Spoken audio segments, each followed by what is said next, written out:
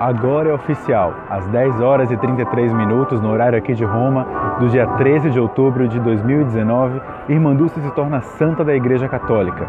É uma marca importante na história do catolicismo do Brasil e na história de Irmã Dulce, a menina que saiu do bairro do Barbalho e chegou aqui no Vaticano com honrarias de santa.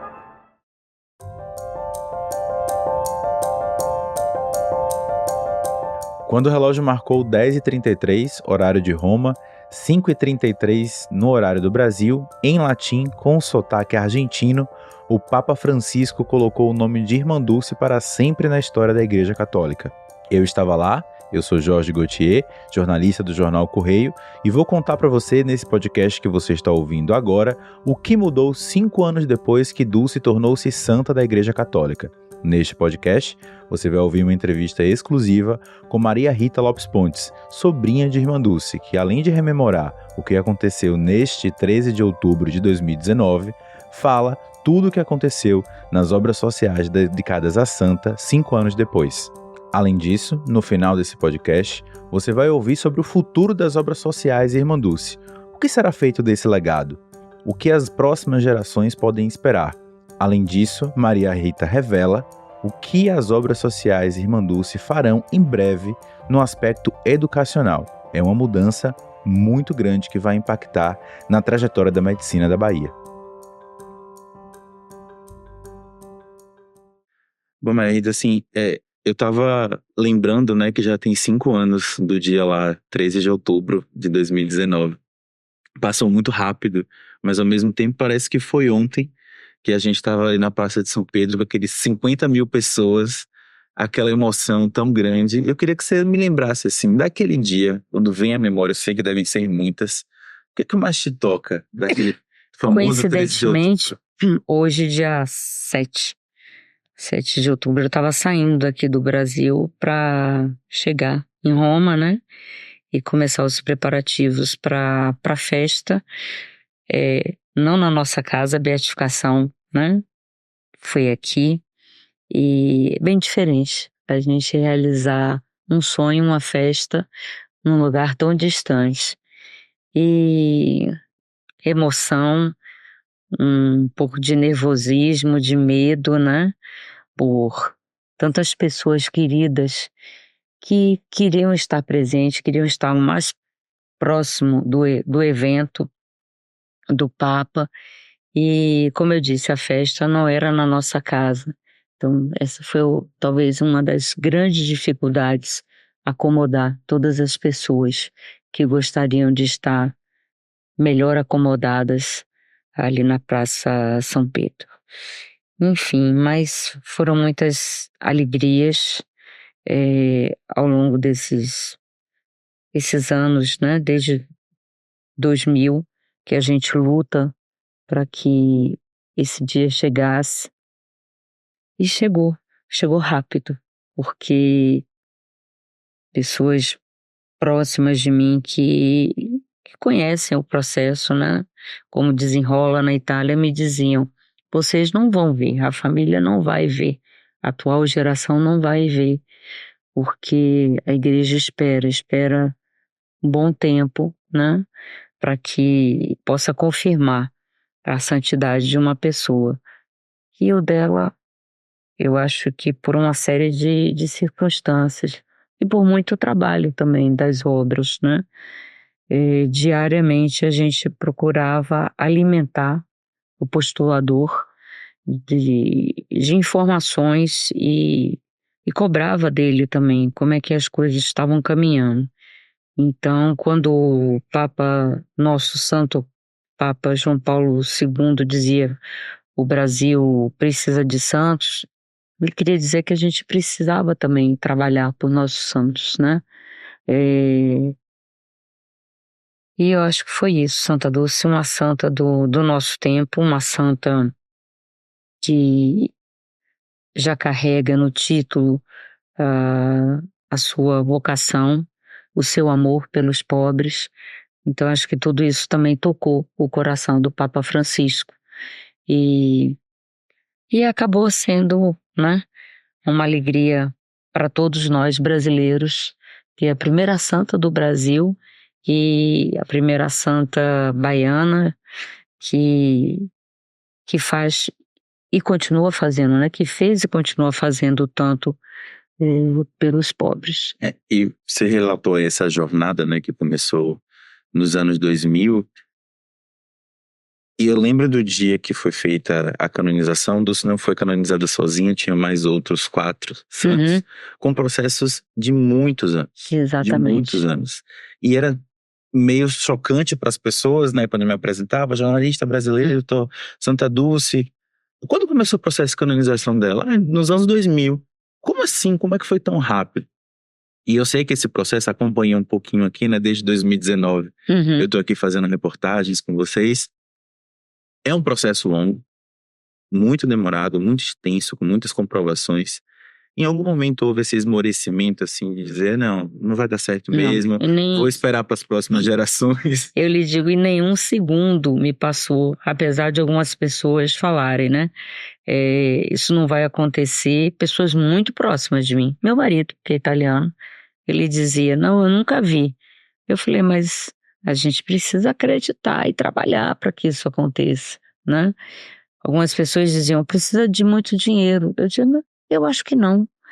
Vamos ver. E o postulador não cobrou nada pelo processo. A gente teve despesas óbvias burocráticas, né, de impressão, de cópias de documentos para chegar lá na Congregação da Causa dos Santos, mas nada que fugisse do nosso controle. E tanto que no segundo milagre, a gente ainda conseguiu o apoio de uma pessoa que estava na Itália e que ele também recebeu uma graça muito forte, né? Ele tinha um câncer no cérebro e foi curado por intercessão de Santa Dulce, e ele fez uma doação, né, para o processo, para essa última etapa. Então tudo isso facilitou nosso dia a dia. As preocupações financeiras acabaram sendo mínimas, né? E, enfim, eu acho que Deus também queria muito que Santa Dulce fosse santa, para que sua obra continuasse. E de certa forma, assim, o que foi gasto, e obviamente se você puder lembrar esse valor, acaba sendo investimento, né? Porque assim, a gente fala, óbvio, do aspecto religioso, do aspecto social da obra, da imagem de Santa Dulce, mas querendo ou não, ela deixou um legado que vai além do aspecto religioso. Hoje existem hospitais, unidades de saúde que são gerenciadas pelas obras sociais de Irmã Dulce, que precisam dessa visibilidade, né? O fato dela ter se tornado santa, acredito eu, tenha trazido mais visibilidade para as obras e, consequentemente, a possibilidade de ajudar mais pessoas também, né? Com certeza. Sempre pensei e falava para os nossos conselheiros, né, que a gente precisava pensar na perpetuação dessa obra através do ensino, da pesquisa e também da espiritualidade, que a gente continuasse mantendo os valores. E o caminho para garantir a espiritualidade, né, a nossa cultura organizacional, que é uma coisa que a gente vai entrar depois, é exatamente através da canonização. A obra fica mais forte quando você pode defender seus valores, os valores de uma santa, que são valores da humanidade, não são valores só da Igreja Católica. Santa Dulce estava muito além, né? Uma pessoa que ela era respeitada por todas as religiões, exatamente porque ela respeitava, ela era admirada por todos, porque ela sabia acolher, sabia ouvir, enfim, ela estava sempre de braços abertos para quem fosse, não importava a religião, ela acolhia todos aqui. E esse valor que foi investido, você se recorda de quanto foi que foi investido para fazer esse processo? Passagens aéreas para o postulador, que teve aqui algumas vezes, né? Algumas a gente conseguiu até através de uma empresa aérea. E no final, como ele disse, hospedagem também, e no final, essa última etapa, que seria talvez tivesse maiores custos, houve essa doação de uns 8.000 euros desse senhor, e facilitou porque a gente não precisava nem transferir, ele já fez o depósito no Banco do Vaticano, através do postulador da causa, e não precisou a gente se preocupar com transferência de fazer o câmbio da moeda, transferir para outro país, enfim, tudo isso facilitou muito. Quando a gente fala da expansão de atendimentos, né, em 2018 eram feitos aqui cerca de 3,5 milhões de atendimentos. Uhum. Já antes de conversar contigo, já soube que esse número praticamente dobrou. Dobrou. Em 5 anos, né, trazendo aí da canonização para cá, o que cresceu aqui nas obras sociais? O número de visitantes.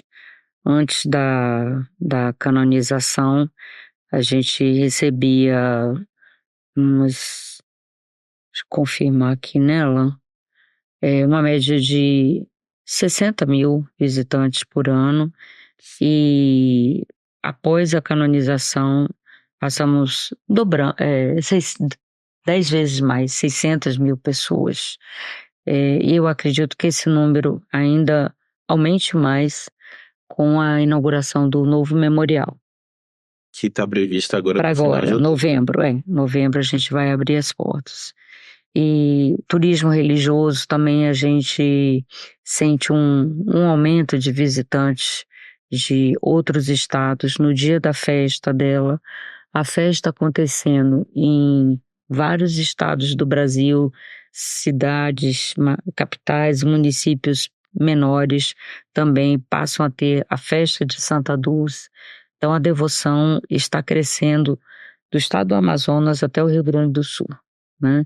Esses números também a gente pode ver pelo número de locais que são dedicados a ela, seja paróquias, capelas, né? Hoje nós temos 83 locais em diversas partes do país, e no exterior nós temos 3 relíquias na França e uma na Itália, na cidade de Treviglio, que foi logo após a beatificação, foi levado para o norte da Itália, onde a devoção também é muito forte. É muito forte. Enfim, e também a gente recebe pedidos do Vietnã, da Inglaterra, da Espanha. A devoção cresce, porque os turistas chegam aqui de diversas partes do mundo e se interessam em conhecer a história dela. Com relação às relíquias, óbvio, as relíquias elas têm uma quantidade finita, né? Não dá para você sair distribuindo. Sim. Porque pode acabar, né? Uhum. E aí, para quem tá ouvindo a gente não sabe o que é relíquia, né? Relíquias são os restos mortais de um santo que são colocados, né, em estruturas e são levadas para igrejas, lugares. As relíquias de primeiro grau, de primeiro né? grau, exato. Que são fragmentos ósseos do santo, que são colocadas em relicários e só saem daqui com autorização do bispo do local, e pode ser solicitado por um pároco, mas tem que ter autorização do bispo local. E a gente precisa saber para onde ela vai ser venerada. E as relíquias de segundo grau, que são objetos que tocaram, né, com o corpo dela, e também as de terceiro grau, que são lençóis, vestimentas que também passaram por esses restos mortais, as relíquias. E qual é o critério, né? Assim, você falou que tem pedidos de vários lugares do mundo, como é que vocês avaliam, assim, vale a pena para tal lugar? Não, a gente não faz esse julgamento, se vale a pena. Se o pedido vem com a autorização do bispo local, nós enviamos uma carta com o carimbo do bispo, a gente envia. Nessa expansão, Maria Rita, é uma coisa que aí falo por eu, Jorge, Aham. enquanto observador e pessoa que estuda um pouquinho da história de Dulce. Às vezes eu passo por alguns lugares e vejo camisa, imagem, camisa de time, coisas que normalmente quando os lugares são associados e fazem uma doação aqui para as obras, tem lá a identificação. Esses dias mesmo eu passei em um lugar aqui em Salvador que tinha uma imagem de Santa Dulce com as pérolas coladas e custava R$16.000. Nossa. E aí eu entrei na loja e, não, obviamente, tá, gente? Vocês estão ouvindo aí, não tem esse dinheiro pra comprar. Eu falei, não, eu queria saber informações sobre essa peça, quem foi que fez Eram e pedras tal. preciosas? E aí a moça falou, assim, explicou o que tinha, o que não tinha. Eu falei, tá, mas quantos por cento vão pras obras? Nada. Nada. É. E aí eu causei esse constrangimento na loja e tal, fiz um textão lá de desabafo. E isso me chamou a atenção, assim, de como hoje vocês conseguem controlar isso, né? Não controla. Há muitos anos atrás, há mais de 20 anos atrás, o professor Calmon dos Passos, né, grande jurista e era conselheiro nosso, ele dizia, isso aí é uma luta quixotesca, você não vai conseguir. No início eu achei que a gente conseguiria, né, controlar, acompanhar, mas a devoção e até a comercialização cresce de uma forma que a gente perde o controle. E se você vê, não acontece só com Santa Luz. Figuras como Madre Teresa, o Papa João Paulo II, você encontra e, felizmente ou infelizmente, hoje eu digo felizmente, que meu coração já se acalmou, né? Você não pode impedir a devoção nem a comercialização, desde que não exista algo que desabone, né? Você entrou nessa loja e levou susto. Eu também levaria um susto e perguntaria por que uma peça tão cara, né? Se Santa Dulce era dos pobres, enfim. Mas deve ter gente que quer uma peça mais bonita e tal. Não cabe a gente julgar, né?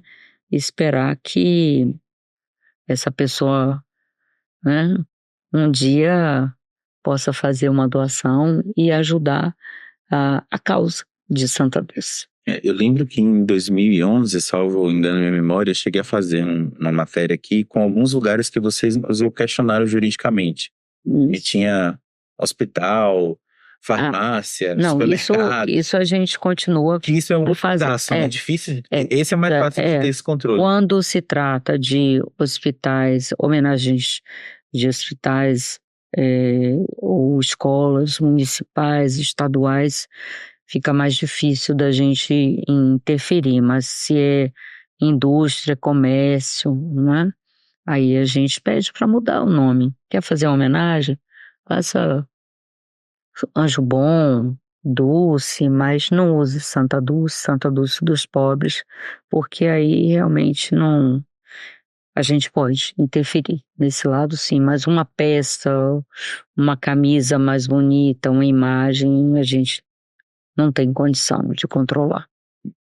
A gente fala assim, trazendo essas abordagens assim que falam de dinheiro, porque, óbvio, a obra precisa ter meios de se sustentar para poder continuar com esse legado social e de assistência à saúde. Desde que eu venho para cá, sempre você me diz que as obras estão no vermelho. Estamos no vermelho, estamos buscando uma saída para fechar as contas e tal. Hoje, com essa expansão, né, com essa maior visibilidade, mas também com o crescimento do número de atendimentos e das coisas que vocês fazem, as obras continuam no vermelho, ainda precisam de ajuda ou já se sustentam sozinhas? Continua precisando. Eu acabo de sair, por isso que eu trazer um pouquinho de uma reunião sobre projetos, obras que estão em andamento e a gente sempre precisa dar a contrapartida, o recurso que a gente capta às vezes não é suficiente. E em relação à parte da assistência, vou chegar também lá vamos terminar aqui, a parte de investimentos, né? É claro que a obra precisa estar sempre se atualizando, seja no seu parque tecnológico, por ser um hospital de ensino, um hospital voltado para residências médicas. E também é óbvio que a gente, por exemplo, precisa de uma hemodinâmica, precisa de novos leitos de UTI, porque os leitos que nós temos não são suficientes para mais de 720 leitos hospitalares. Então a gente precisa ampliar esse número de leitos de UTI. E a gente tem que correr atrás do recurso para construir, para equipar, depois para manter. Tem o apoio do Estado, sim, tem o apoio do município, sim, mas também temos que fazer a nossa parte para complementar esses recursos. Do lado da assistência, nós também, por sermos 100% SUS, que é muito difícil, um hospital desse tamanho, com mais de 700 leitos, se manter somente de SUS, ainda mais tendo residência médica. Então a gente precisa de recursos da sociedade para complementar. Medicamentos, todo mundo sabe que se você chegar na farmácia, se assusta com os preços, né, das medicações, dos remédios. Enfim, pagar salários, 13º, é sempre uma luta sem fim. Então, aí vem a necessidade de contar com o apoio da sociedade, que sempre atende às nossas solicitações, essas demandas. A gente, antes da canonização, nós tínhamos pouco menos de 5.000 sócios, e hoje, com campanhas, com trabalho do setor de captação de recursos, nós passamos de 22.000 sócios. E a nossa meta é chegar muito em breve a 50.000 sócios. O que a gente repete é o que Irmã Dulce dizia: quando cada um faz um pouco, o pouco de muito se soma. E a pessoa pode dizer, poxa, eu vou contribuir com 10 reais, faz diferença, porque quando você soma 10 de Jorge, de Maria Rita, de Alain, enfim, de todos que dão um pouquinho, a gente consegue fazer muito. E a obra sempre crescendo, número de atendimentos, novos serviços que estão acontecendo. Então a gente precisa sempre da ajuda da sociedade e das empresas. É isso. Perfeito. Eu queria a gente voltasse um pouquinho lá para Roma, porque eu falei que nem eu conversava muito, eu tô aqui, fiz uma volta no mundo e esqueci de Roma. Porque você estava conversando, eu estava olhando ali aquela foto da senhora com sua tia, com o Papa, exatamente no dia da canonização, e eu separei até uma frase que você me disse lá depois.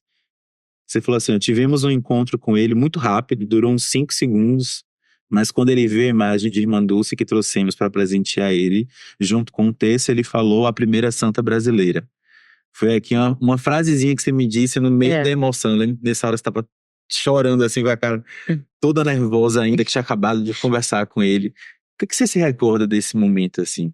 É um momento de alegria. Eu e minha tia. Minha tia, a irmã de Santa Dulce, né, a única irmã viva, ela ensaiou o que ela ia falar, mas na hora é pura emoção, né? E passa um filme na cabeça da gente, como é que eu tô aqui, diante do Papa que vai canonizar Santa Dulce daqui a pouco. E foi muita, muita alegria e a certeza de que a obra, a partir daquele momento, a gente poderia dizer que o que ela mais queria ia continuar, que é o trabalho, a assistência aos mais pobres, né?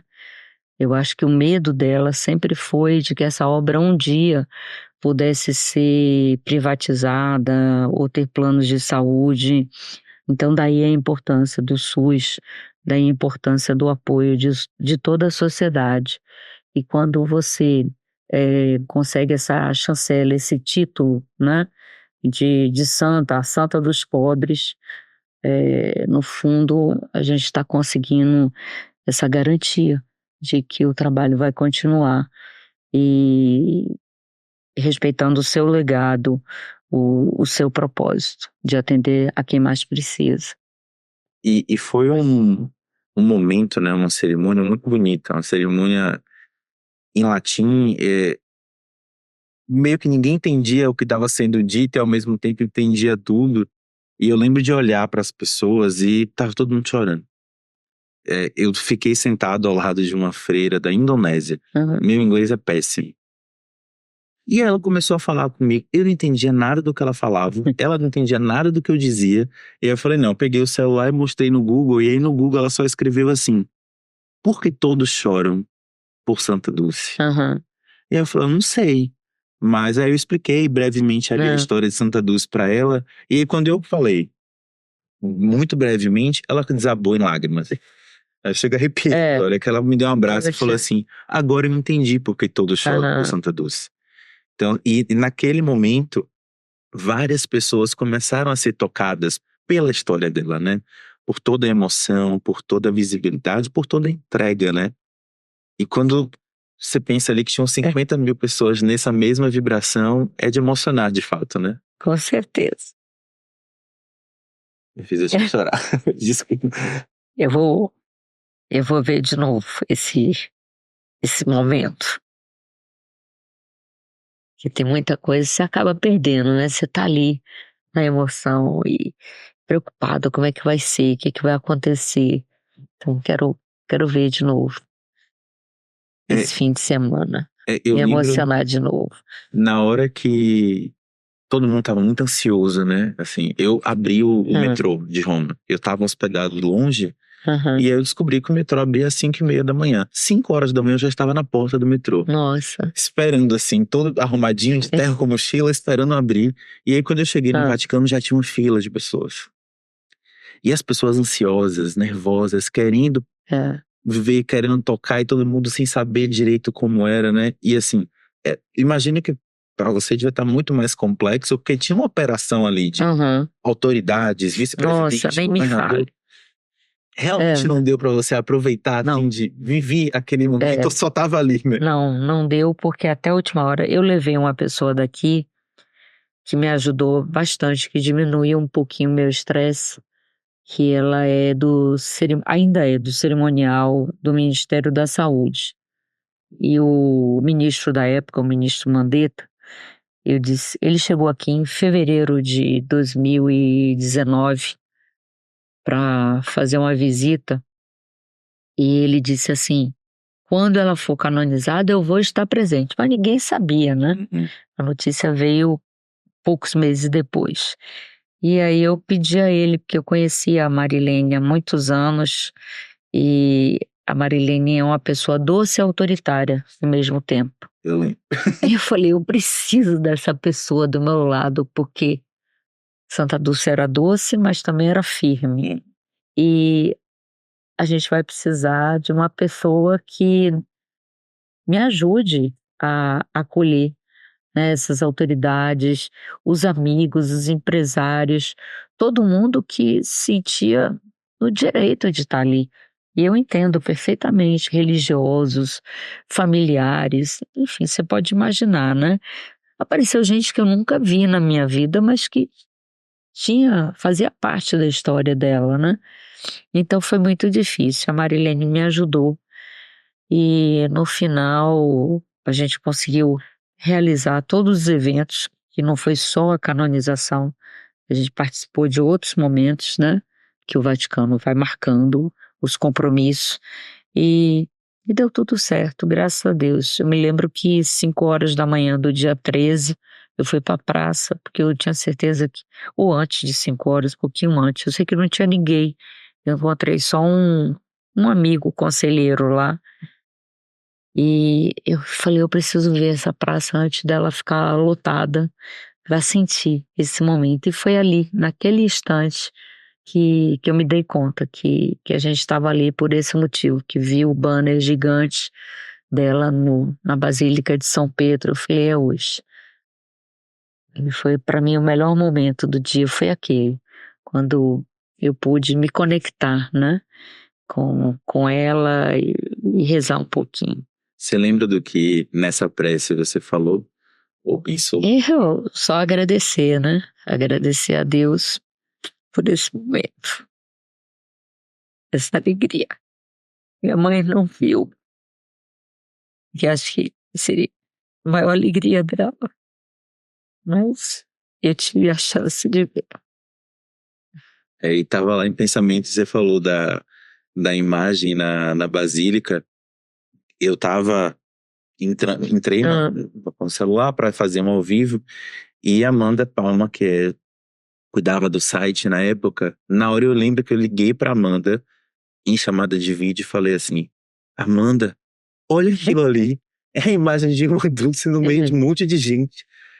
E foi a hora que, assim, curioso você falar que a sua chave virou naquele momento, que pra mim foi a mesma coisa, assim, porque eu tinha ido no dia anterior, tinha tido coletiva, vai pra um lado, mas não tinham ainda feito o hasteamento, né, dessas flâmulas, gigante. dessas bandeiras, enfim, não lembro agora o nome exato. Banner gigante que eles chamam. E aí na hora que eu cheguei, que eu vi, é sério, o negócio é sério. E aí, tempos depois, começou a lotar de gente. E uma coisa que foi muito curiosa, pelo menos pra mim, que eu fiquei mais de baixo, eu vi a cerimônia, né, de baixo pra cima, é que a diferença dos baianos que estavam ali era muito grande. Tinha uma santa da Suíça, e era visível as pessoas que eram da Suíça, as pessoas quietinhas, assim, com a mãozinha cruzada, batiam uma palminha devagar, falava Santa Dulce. O povo levou bandeira da Bahia, bandeira do Vitória, virou uma festa de fato, né? Verdade. E até hoje, quando eu converso com o postulador da causa, o padre Paulo Lombardo, a gente chora, porque ele diz: você se lembra do primeiro dia, primeira entrevista da sua mãe? Minha mãe ficou muda quando ela foi testemunhar, né? E foram quase 100 testemunhas do processo. E foi tudo muito rápido, aconteceu tudo muito rápido.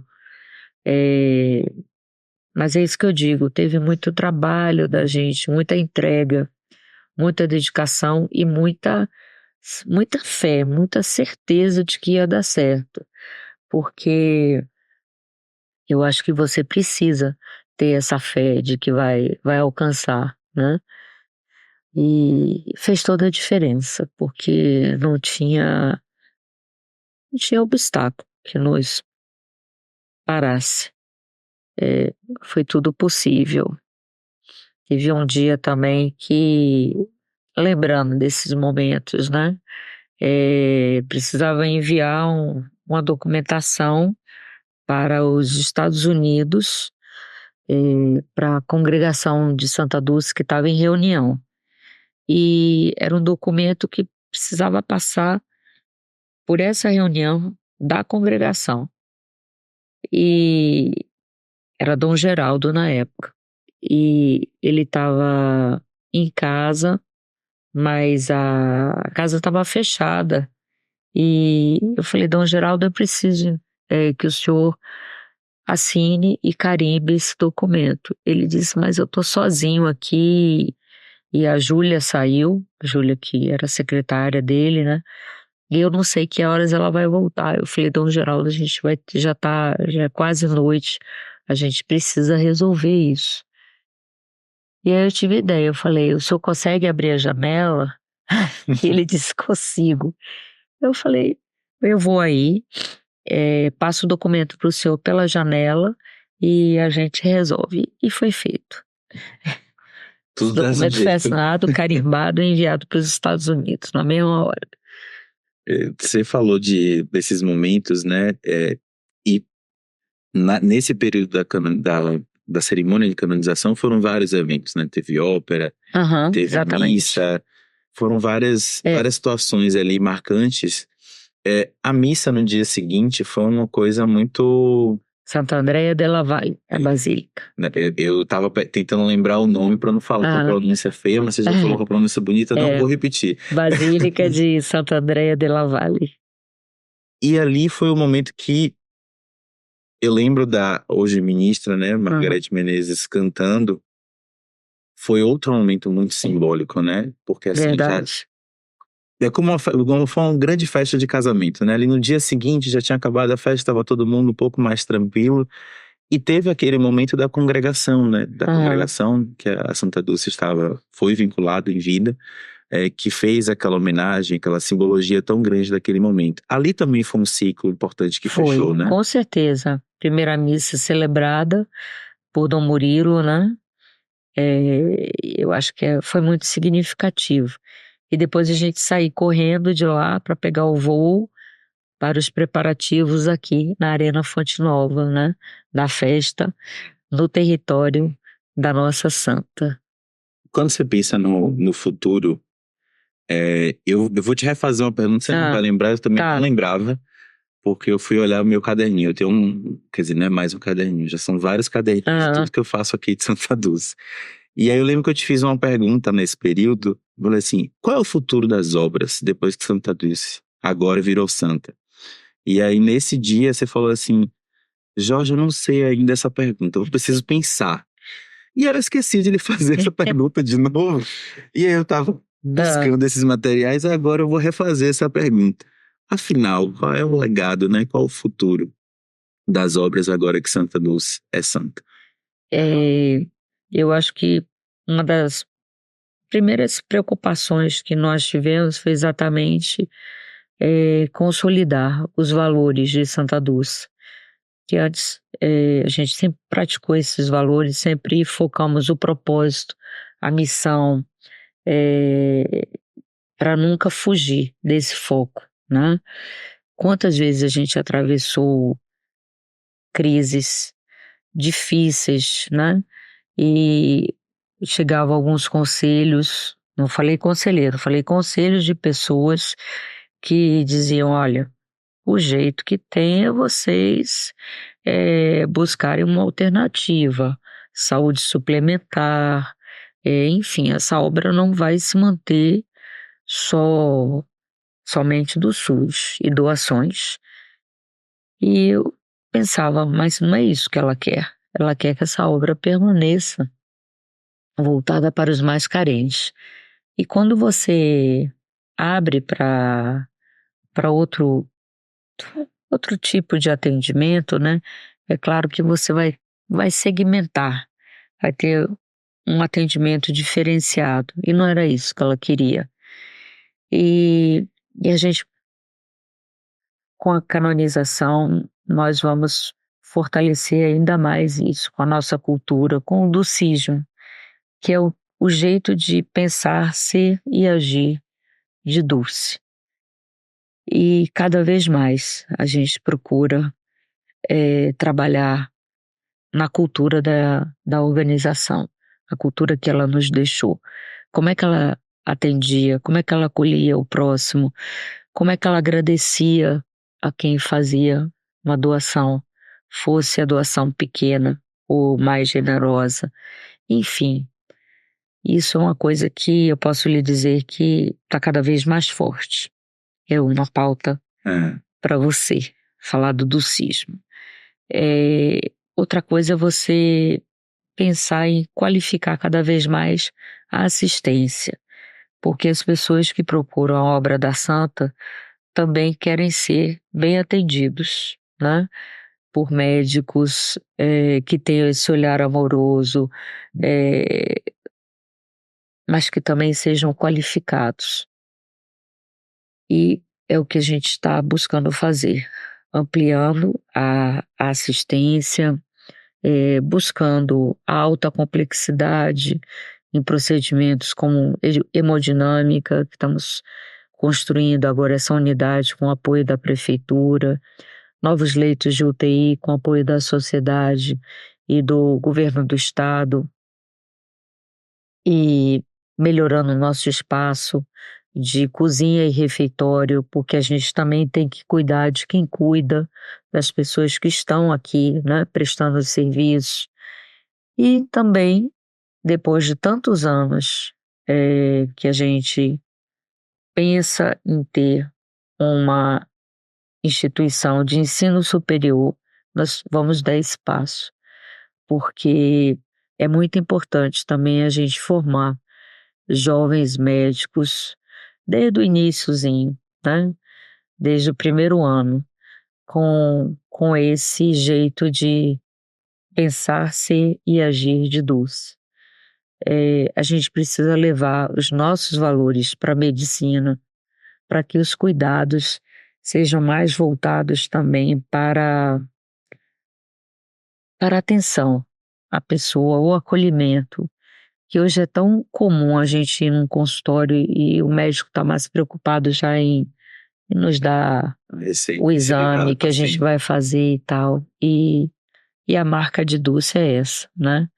Eles são conhecidos como os filhos da veia, quer dizer, os médicos de Santa Dulce, que acolhem o paciente de uma maneira muito mais especial, com cuidado, com amor. E ela dizia, né, que pessoa que pede ajuda na rua, ela não quer só uma esmola, um dinheiro para comprar uma comida, ela quer mais, ela quer ser escutada, ela quer atenção. Então, a gente tem esse olhar, né? Em todas as pessoas que batem à nossa porta, a gente procura dar esse olhar amoroso de Santa Dulce. E essa faculdade, nessa instituição de ensino, já tem data? Como é que tá esse caminhamento? A gente ganhou, na época da pandemia, um espaço, um prédio que funcionava como uma instituição de ensino superior.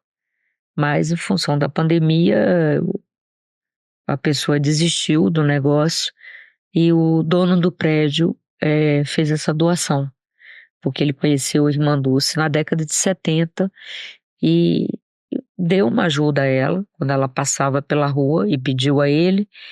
E ele disse para a esposa, passou falando anos para a família: eu quero fazer mais, eu quero ajudar mais.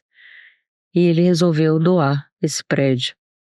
Esse prédio fica em Patamares, ele está sendo adaptado, né, para atender. Passado 4 anos, né, precisamos fazer alguma requalificação e ele vai também servir para a Faculdade de Medicina. Enfim, e esse prédio hoje já nos ajuda, porque na época da pandemia, com a necessidade de distanciamento, né, o centro especializado em reabilitação, ele foi transferido para lá e foi a melhor coisa que a gente pôde fazer, porque esse espaço, ele hoje atende o maior número de pessoas, né, em reabilitação e também acolheu o nosso centro de pesquisa clínica. E é um espaço completo, né? Para quem vai estudar, ele vai poder ter esse olhar também para o atendimento. Ele está aprendendo ali, mas ele já está vendo também as pessoas que eles vão atender. E essa faculdade, Maria Rita, ela vai ser pública? Vai ser privada? Já tem ideia de quando vai ser inaugurada? Eu espero que nos próximos 3 anos, 2 anos, 3 anos, a gente já tenha a primeira turma. Como é o nome? Já tem o nome? Santa Dulce, Faculdade Santa Dulce. Faculdade de Medicina Santa Dulce ou Faculdade Santa Dulce? Por enquanto, Faculdade Santa Dulce, porque a gente também poderá oferecer outros cursos, né, de ensino superior, e vamos começar com outros cursos, mas em breve a gente vai buscar medicina também, muito em breve. Ou seja, o trabalho não para. Não para. E sempre seguindo os passos dela, né? Procurando fazer o que ela faria se estivesse aqui, onde ela ia atuar. Eu acho que o ensino superior, ela foi pioneira nisso, né?